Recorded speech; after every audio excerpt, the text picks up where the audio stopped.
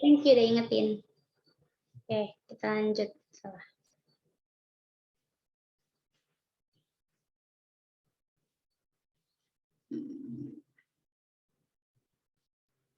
Oke, kita lanjut aja ya.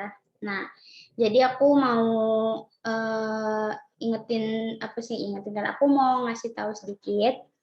Jadi kita kan pasti nanya nih, dari mana sih kok kita bisa tahu kalau mantel itu dia wujudnya cair, kok inti bumi luar wujudnya juga cair, inti dalam itu bentuknya padat gitu kan. Nah, jadi para orang-orang geografi, dia pakai cara geofisika. Jadi yang dipakai itu mereka mantulin gelombang. Dari atas ini nih, dari atas, mereka pantulin ke bawah. Gelombangnya itu ada 2. Aku mau cek. Oke. Jadi gelombangnya itu ada 2. Ada gelombang P sama gelombang S. Gelombang P ini dia disebutnya gelombang primer.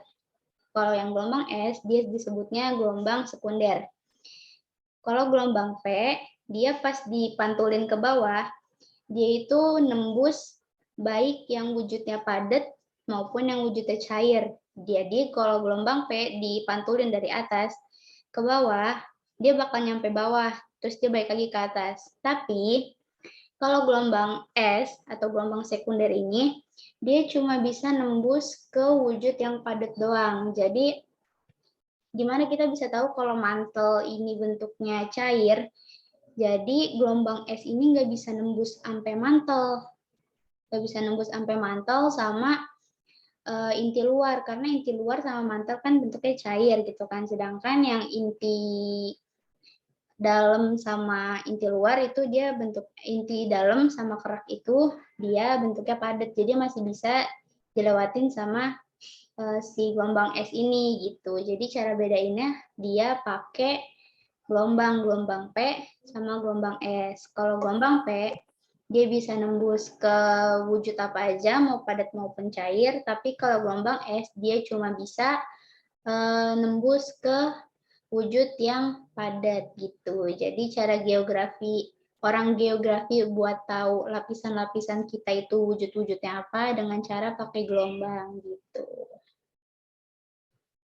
Terus kita lanjut ke batuan penyusun litosfer. Jadi batuan di sini itu batuan penyusun itu kan nanti ada 3, ada batuan beku, batuan sedimen, sama batuan metamorf. Nah, sekarang kita bahas batuan beku dulu.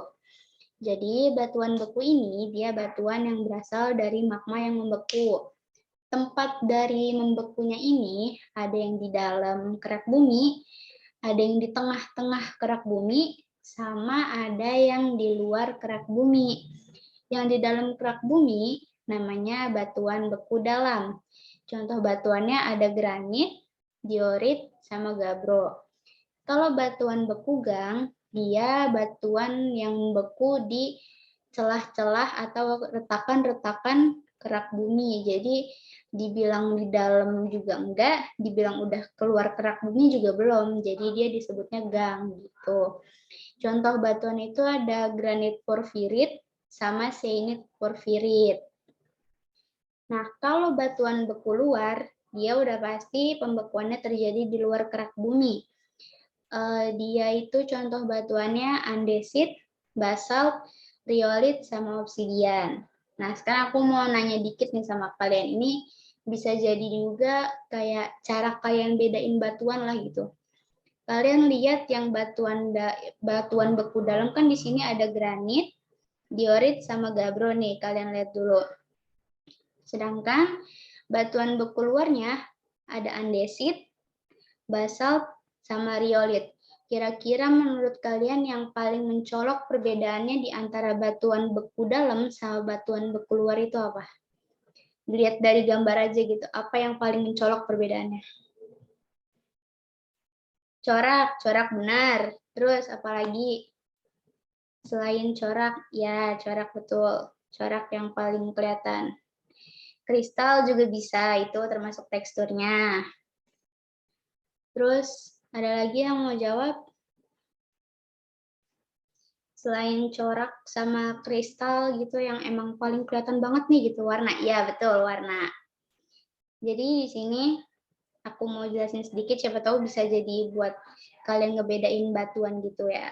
Jadi kalau batuan beku dalam nih kita bisa lihat kan kayak warnanya tuh dia kayak banyak. Di sini ada warna krem, ada warna hitam sama warna putih gitu kan. Kalau yang diorit warna hitam sama putihnya banyak gitu totol-totolnya gitu kan. Terus kalau yang gabro juga banyak gitu totol-totolnya, terus dia kayak kelihatan tajam-tajam mengkilat-mengkilat gitu kan. Sedangkan yang batuan beku luar yang kayak riolit, andesit, basalt dia cuma kayak kasar, sekasar kayak batu biasa, cuma dia warnanya nggak banyak, terus juga teksturnya nggak banyak yang lancip-lancip gitu. Nah, jadi gini, selain jadi yang mempengaruhi pembekuan batu itu di sini juga ada mineral sama waktu.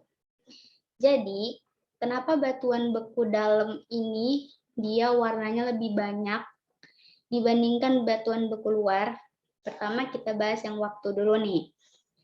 Kan kalau batuan beku dalam itu dia adanya di dalam kerak bumi ya. Di dalam kerak bumi pasti kan nggak terlalu jauh tuh dari dapur bumi atau dapur magma gitu kan. Berarti di situ suhunya masih lumayan panas lah gitu.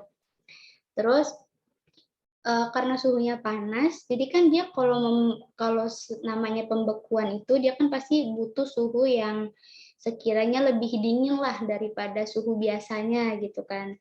Nah karena di situ suhunya nggak terlalu beda jauh, jadi pembekuannya itu terbilang lama.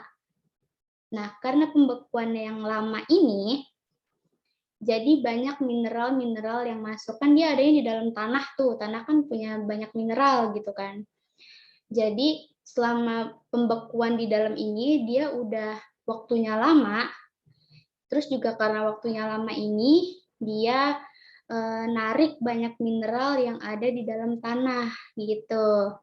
Terus juga yang paling bisa kalian bedain dari batuan itu, kalau misalnya batuannya warnanya putih atau cerah lah gitu nih kayak riolit, andesit itu kan kayak kelihatannya lumayan cerah gitu kan. Nah, berarti yang kebanyakan mineral yang menyusun batuannya itu dia sifat mineralnya itu asam. Karena mineral asam itu dia ngehasilin warna yang cerah. Sedangkan kalau warna batuannya gelap atau hitam gitu, berarti dia mineral yang menyusunnya itu pokoknya mengandung basa yang banyak gitu. Terus kenapa batuan beku luar warnanya atau teksturnya itu enggak terlalu banyak? Nah, balik lagi ke yang tadi. Karena kalau di batuan beku dalam itu kan dia waktunya lebih lama. Waktunya lebih lama, suhunya juga enggak terlalu dingin, terus juga lebih banyak mineral yang diserap. Jadi warnanya dia itu bermacam-macam tuh, banyak campuran-campuran warnanya. Sedangkan kalau di luar dia udah suhunya berbeda jauh banget, kayak ya jangankan yang minus-minus deh gitu. Kalau misalnya suhu di Jakarta aja kalau dibandingin sama suhu di dalam tanah kan pasti beda jauh. Jadi kalaupun dia keluar sedikit, dia pasti pembekuannya bisa dibilang lumayan cepat gitu kan. Itu yang pertama, pembekuannya itu termasuk cepat. Yang kedua, karena dia udah ada di luar tanah, di luar kerak bumi, jadi mineral yang diangkut atau mineral yang diserap dalam pembentukan batuannya sedikit. Jadi kayak misalnya kayak gini nih riolit, kayak warnanya tuh kayak oh cuma cerah doang, berarti ini yang kebanyakan yang nyusun nih mineralnya asem gitu kan, terus udah andesnya juga gitu ini ada yang warnanya rada-rada abu-abu, ada yang putih-putih juga, berarti ya nggak jauh-jauh lah dari yang asam juga gitu karena warnanya nggak terlalu mencolok. Nah, sedangkan kalau yang dalam dia warnanya macam-macam. Ini ada yang campuran kuning, putih, hitam, terus ini ada putih, hitam, corak-corak. Ini juga ada yang rada-rada tajam-tajam. Nah, gitu. Jadi, batuan beku dalam dia banyak coraknya karena pembekuannya lama sama banyak mineral yang udah diserap sama dia. Kalau batuan beku luar, dia warnanya cuma ya sekiranya bisa 1-2 warna doang lah, itu juga nggak terlalu mencolok karena dia nggak ada mineral yang bisa dia serap karena dia udah keluar dari tanah atau keluar kerak bumi. sama waktu pembentukannya itu udah sebentar, karena suhu di dalam sama di luar kerak bumi itu udah bisa dibilang sangat jauh dan cukup untuk membentuk sebuah proses pembekuan gitu. Ya, kira-kira gitulah. Nanti kalau misalnya kecepatan di akhir bisa ditanya lagi, oke? Terus di sini berikutnya ada batuan sedimen.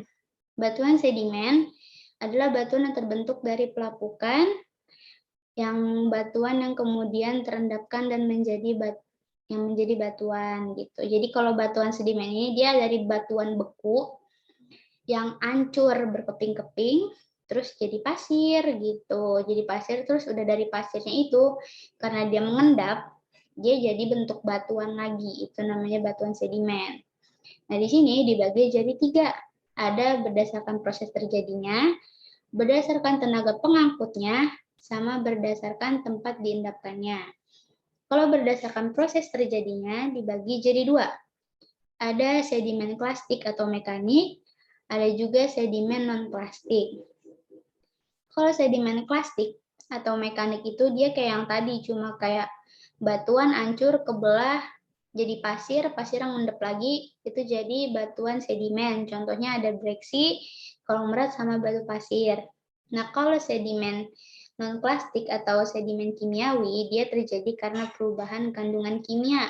Contohnya batu garam dan batu gipsum. Nah, ini nih yang gampang banget. Jadi kalau batu garam itu kan dia kebanyakan adanya di laut gitu kan ya.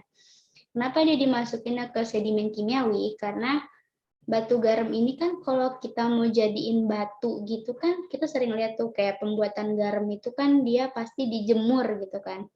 Nah, tadinya yang batu ini dia yang batu ini tadinya mengandung air karena dia dijemur dan mengalami evaporasi, jadi airnya itu dia menguap. Jadi yang tadinya ada kandungan air ya di dalam batu ini, airnya hilang. Jadi tinggal mineral penyusun garam aja. Itu disebut sedimen kimiawi karena adanya perubahan susunan kimia dalam batuan tersebut gitu. Terus kalau sedimen biologi, dia terjadi karena adanya campur tangan makhluk hidup. Contohnya ya kayak kita, kayak banting batu atau semut yang bolong-bolongin batu buat dia bikin rumah gitu kan. Terus juga tanaman yang akarnya udah gede terus ngebelah batuan, itu contoh-contoh dari sedimen biologi. Contohnya itu ada batu gamping. Nah, kalau berdasarkan tenaga pengangkut ini di sini kayak transportasi gitu, batunya jalan-jalan. Kayak misalnya yang tadinya batunya ada di pinggir kali gitu kan, terus gara-gara udah keseringan kena air terus-terusan, dia jadi pindah tempat kayak ya sekitar jauh 5-10 meter gitu. Nah, itu dimasukin ke berdasarkan tenaga pengangkutnya. Tenaga pengangkut ini dibagi lagi jadi 4. Yang pertama ada sedimen akuatis, dia diangkut sama air. Contohnya itu batu pasir dan lumpur. Kalau sedimen aeolis, dia dibawanya itu sama angin. Contohnya tanah los sama pasir. Kalau pasir kan udah pasti banget ya, gampang banget dibawa gitu sama angin.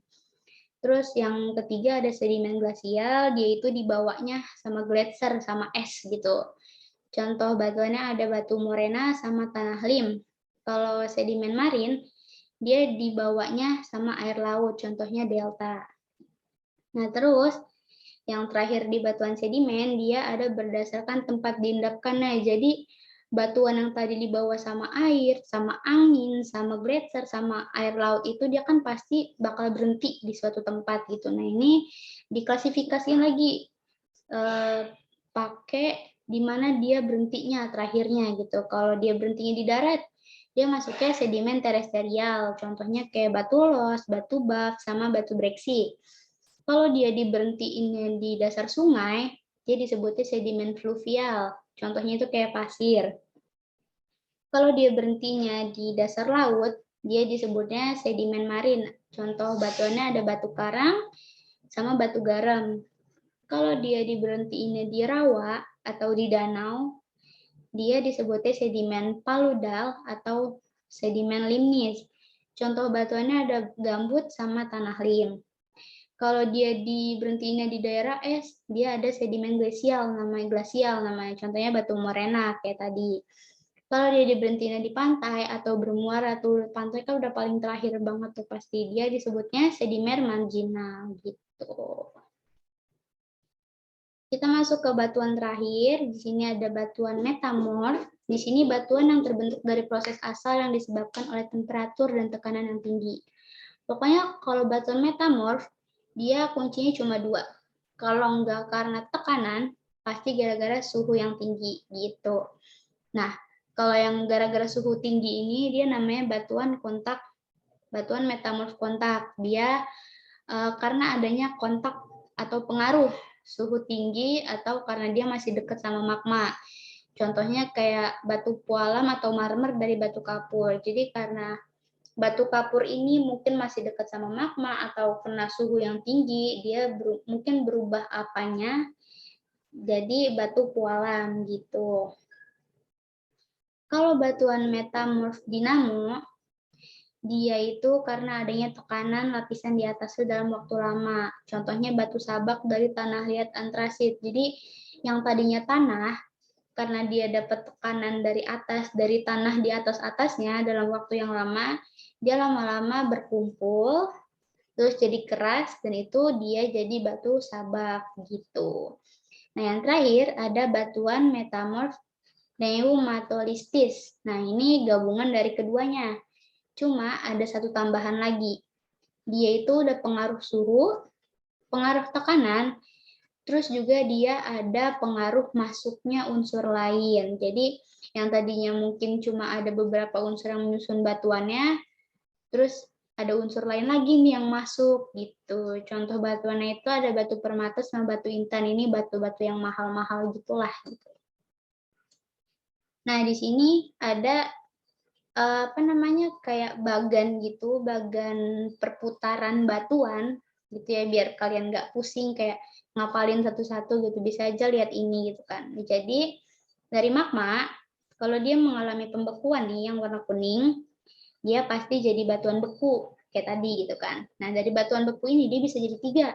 Kalau dia mengalami peleburan, dia balik lagi jadi magma karena suhunya kan panas gitu ya, jadi dia balik lagi jadi magma. Yang kedua, kalau dia mengalami perubahan bentuk, dia menjadi batuan metamorf. Kayak tadi tuh yang batuan pualam atau marmer tuh jadi yang apa tuh gitu kan. Kalau dia mengalami pelapukan karena tadi karena suhu atau karena apa gitu kan, dia jadi sedimen. Nah, sedimen ini dia belum jadi batuan. Sedimen itu cuma pasir-pasir doang nih, kayak serbuk-serbuk. Kayak misalnya kalian kalau ngambil batu terus dicuci gitu kan, kayak diusap-usap sama air, pasti kan kayak ada butiran-butiran kecil pasir-pasir yang dari batuannya. Nah, itu disebutnya sedimen. Dia belum mengendap gitu. Kalau yang udah mengendap, dia disebutnya batuan sedimen gitu. Nah, karena sedimen ini dia menjadi pemadatan, terjadi pemadatan, baru dia disebut batuan sedimen gitu. Dari batuan sedimen itu sendiri, kalau dia mengalami pelapukan lagi, kayak tadi kayak kena air atau kena suhu segala macam, terus dia balik lagi jadi pasir gitu-gitu, pokoknya partikel-partikel kecil, dia jadi sedimen lagi. Tapi kalau dia mengalami perubahan bentuk karena tadi suhu atau tekanan atau adanya unsur lain, dia bisa jadi batuan metamorf gitu. Nah, batuan metamorf ini dia juga bisa jadi sedimen lagi nih kalau dia kena pelapukan. Tapi kalau misalnya dia kena suhu yang tinggi banget gitu, dia bisa juga melebur lagi, balik lagi jadi magma gitu, kurang lebihnya kayak muter-muter aja di situ-situ doang gitu, kurang lebihnya. Oke, kita lanjut ke tenaga endogen tektonisme. Tektonis itu kan pergerakan lempeng ya. Di sini tuh ada epirogenesa. Epirogenesa itu dia pengangkatan atau penurunan benua dalam jangka waktu yang lama dan dalam cakupan yang luas. Jadi nggak kayak cuma satu wilayah doang, bisa aja satu benua atau dua benua atau mungkin seluruh benua yang mengalami kejadian epirogenesa ini gitu. Di sini ada epirogenesa positif sama epirogenesa negatif. kalau epirogenesa positif,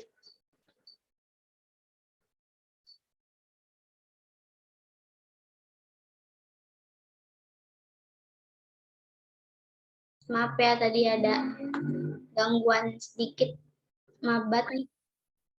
Maaf banget kalau gangguannya banyak gitu ya. Maaf banget sumpah, sebenarnya nggak tahu kenapa ya jaringannya lah gitu. Maaf ya. Oke, kita lanjut bentar ya. Oke, sebentar. Kita lanjut tadi sampai epirogenesa. Oke.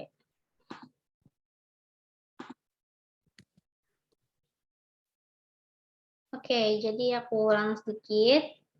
Jadi, epirogenesa ini dia pengangkatan atau penurunan benua dalam cakupan wilayahnya tuh yang luas. Jadi bisa jadi satu benua atau dua benua, tiga benua ini dia mengalami epirogenesa gitu, dan juga dalam waktu yang lama. Jadi kayak nggak langsung kelihatan gitu perubahannya. Jadi kayak bertahap gitu. Contohnya kayak epirogenesa positif, dia itu turunnya permukaan bumi seolah-olah permukaan laut menjadi naik gitu kan.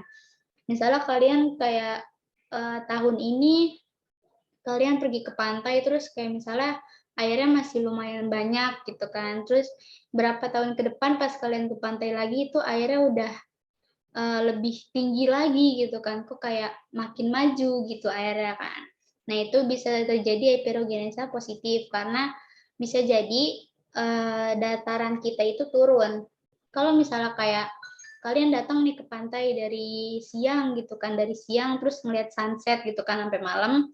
Nah, di siang itu tuh kalian ngerasa kayak kok tadi airnya rendah terus pas malam itu airnya kok langsung tinggi. Nah, itu namanya bukan epirogenesa, itu cuma terjadi karena adanya gravitasi bulan. Itu terjadi setiap hari karena sudah pasti kalau malam itu dia airnya lebih pasang gitu. Jadi kalau epirogenesa itu dia terjadinya lama, bisa jadi bertahun-tahun gitu.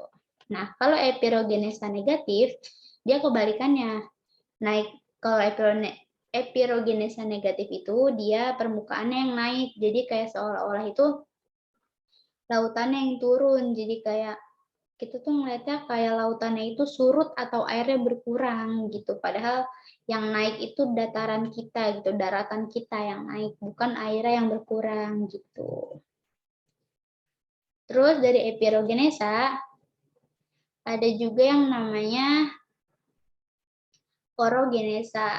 Orogenesa ini kebalikannya dari epirogenesa. Ya, itu kayak Jakarta mau tenggelam kan sekarang dibilangnya kayak Jakarta mau tenggelam gitu.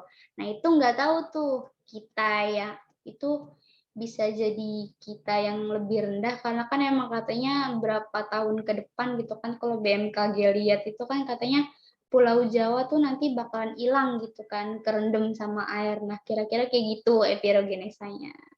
Kalau kayak yang airnya tiba-tiba tinggi di malam hari atau sore hari itu cuma gaya gravitasi bulan karena kalau emang malam itu airnya pasti bakalan naik gitu. Kalau epirogenesa dia pasti lama. Kayak misalnya tuh kayak Pulau Jawa kan katanya satu pulau gitu kan, nggak cuma di beberapa pantai gitu, nggak bakal satu pulau yang katanya bakal tenggelam gitu. Nah, temennya apa sih?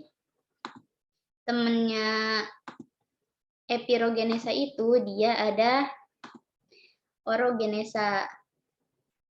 Kutu mencari Jakarta tenggelam bisa karena itu dipengaruhinya oleh kalau itu dipengaruhinya karena kan global warming gitu kan. Kalau ini epirogenesa kita ngomonginnya apa sih namanya, kita ngomonginnya pergerakan tektonik gitu, pergerakan magma. Jadi magmanya dia ngedorong daratan itu buat lebih tinggi gitu. Atau kalau misalnya datarannya lebih rendah itu magma yang adanya di bawah suatu daratan itu dia pindah ke tempat lain atau bergerak ke tempat lain. Jadi tanahnya lama-lama ambles gitu kalau epirogenesa. Kalau kutub mencair itu bisa, itu dia pengaruhnya langsung ke air, tapi bukan ke daratannya. Itu juga pengaruhnya karena global warming gitu. Jadi ya beda-beda dikit lah gitu. Nah, terus sekarang kita ke temennya epirogenesa. Ini ada orogenesa.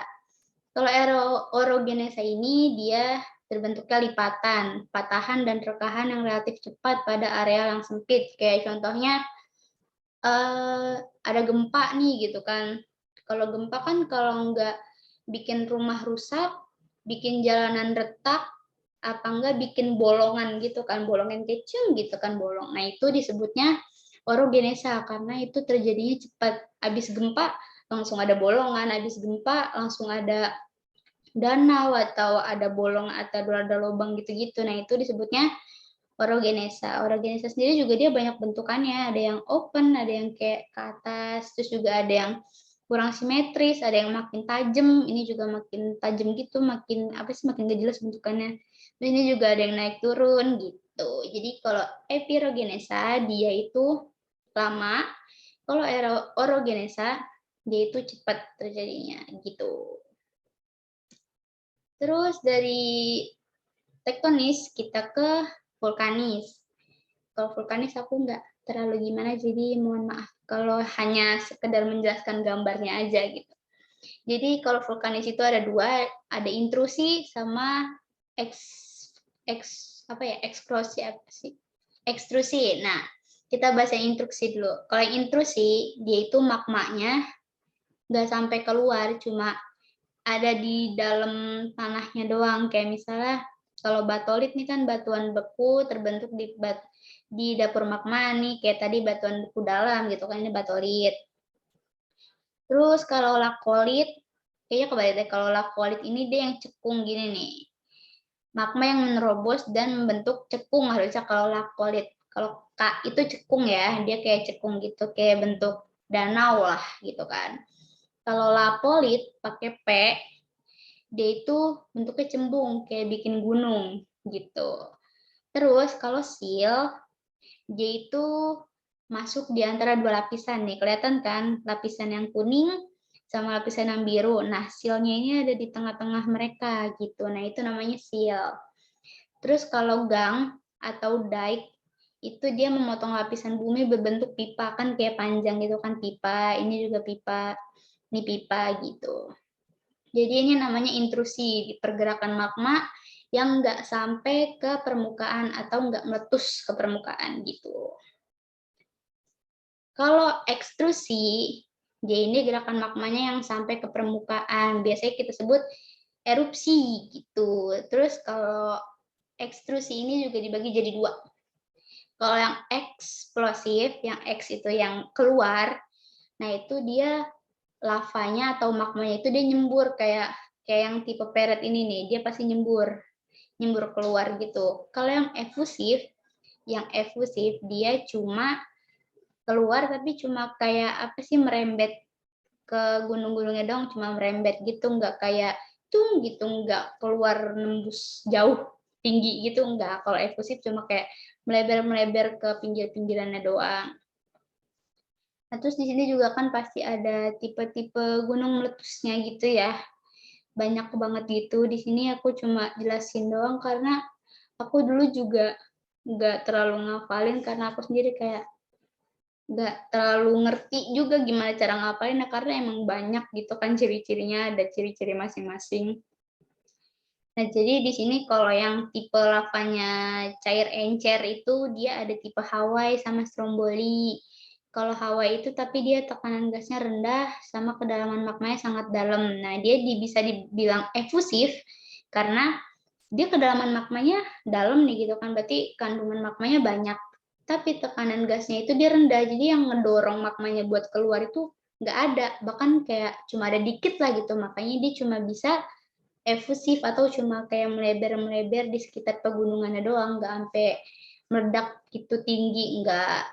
Terus kalau misalnya yang Stromboli, dia bisa dibilang lumayan karena kedalaman magmanya itu dia dangkal, tapi tekanan gasnya itu tinggi. Karena tekanannya dangkal, terus gasnya itu sedang, jadi ya bisa lah dia agak keluar sedikit, maksudnya kayak nembak dikit gitu lavanya. Terus kalau yang lavanya cair kental itu ada tipe vulkano lemah, dia mirip-mirip sama Stromboli, cuma beda di lavanya aja. Terus ada tipe peret. Peret ini kayak Krakatau. Dia kedalaman magmanya sangat dalam, terus juga tekanan gasnya tinggi, makanya dia kalau mau erupsi tuh heboh gitu. Kan kedalaman magma itu dalam banget gitu kan. Jadi pas magma yang di dalamnya mau keluar, jadi tuh kayak gempanya tuh heboh gitu loh di dalam gitu.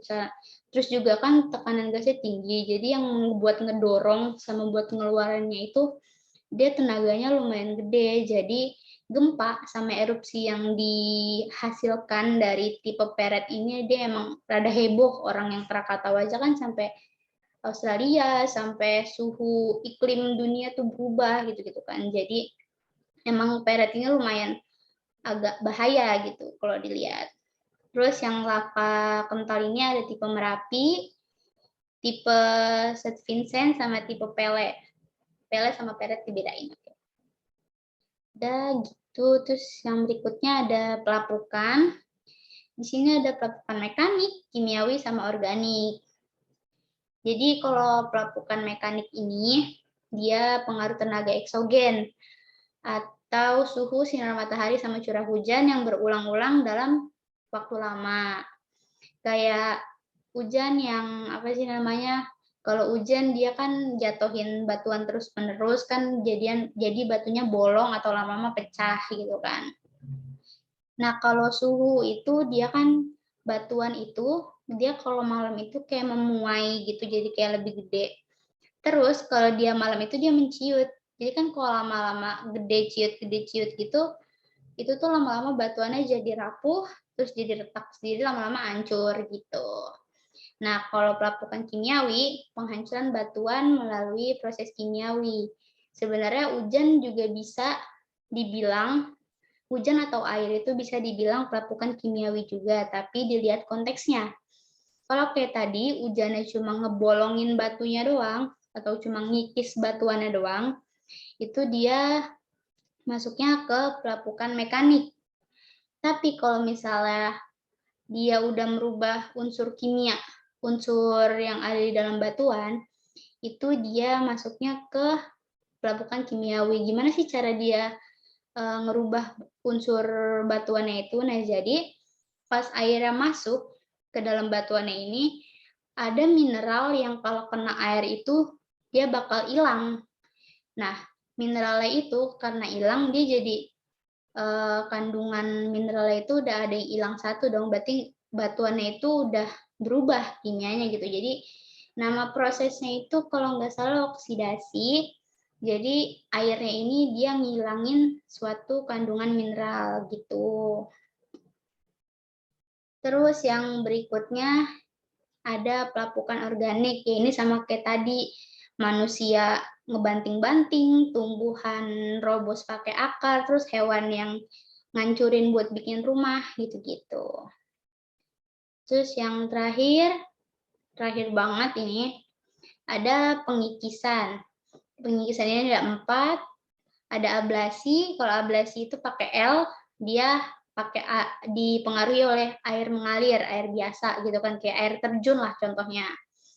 Kalau abrasi yang pakai R, dia itu pengikisannya oleh air laut. Kalau eksarasi, dia pengikisannya oleh gletser. Kalau deflasi, dia pengikisannya oleh angin gitu. Ya, kira-kira litosfer kayak gitu. Kalau ada yang mau nanya, sangat amat diperbolehkan sebelum kita ke kuis. Gitu. Kalau ada yang belum jelas atau tadi aku jelasin kecepatan, tanya aja nggak apa-apa. Kalau aku bisa jawab, aku jawab. Kalau misalnya enggak, nanti kita cari bareng-bareng gitu. Kalau ada yang mau nanya, silahkan. Kalau nggak ada, kita langsung ke kuis. Ada yang mau bertanya? Tidak?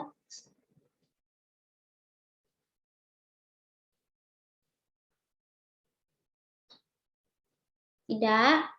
Poki tidak? Poki paham? Yang lain gimana? Paham atau enggak?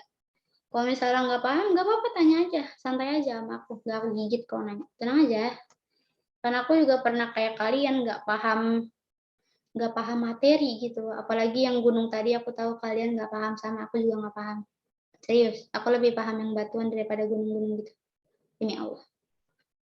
Paham ya? Oke. Pokoknya kalau misalnya sekarang paham, terus nanti ada yang rada-rada kurang gitu, nanti bisa chat atau PC aku aja, oke? Sekarang kita kuis. Sebentar, aku ituin